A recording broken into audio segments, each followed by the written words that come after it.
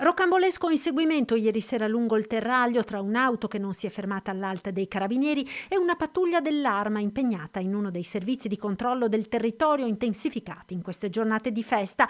L'auto, condotta da un quarantenne del veneziano, con a bordo anche una donna di 38 anni, anche la veneziana, ha concluso la fuga a tutta velocità a Mestre, all'altezza della Castellana, quando è finita contro un albero ed ha preso fuoco. I due occupanti sono stati estratti dalla macchina, soccorsi e trasportati all'ospedale dell'Angelo per i traumi riportati nell'impatto, che poteva avere conseguenze ben più tragiche. Dai successivi accertamenti dei carabinieri è emerso che il quarantenne si trovava agli arresti domiciliari nel Trevigiano per una serie di furti messi a segno un mese fa in negozi di Milano. L'uomo è stato quindi denunciato per evasione e resistenza pubblico ufficiale. È questo uno dei numerosi interventi che hanno visto impegnati i militari dell'Arma nel lungo ponte natalizio. 5 le patenti ritirate ad altrettanti automobilisti che si sono messi alla guida ubriachi e sono stati fermati a Treviso, Preganziol, Riese, Casale e Silea, risultando con tassi alcolemici nel sangue ben al di sopra della soglia massima consentita.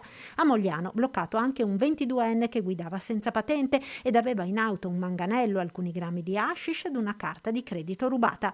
Giornate dunque di grande lavoro per i carabinieri. Oggi, nella nostra prima edizione del TG, ci siamo collegati con una pattuglia della radiomobile in servizio a Castelfranco. La radiomobile è praticamente un servizio sulle 24 ore e quindi diciamo che il nostro servizio è prevalentemente a carattere preventivo. Noi però, tramite la nostra centrale operativa che opera sulle 24 ore, siamo diciamo così pronti a rispondere a qualsiasi chiamata e quindi in particolar modo a quelle di emergenza, che nel 99% dei casi, per quanto riguarda l'urgenza che svolge la radiomobile, si svolge praticamente su strada. Noi riusciamo a garantire per ogni turno di servizio un minimo di 1 a 2 autovetture, sempre dislocate sul territorio e suddivise per settori.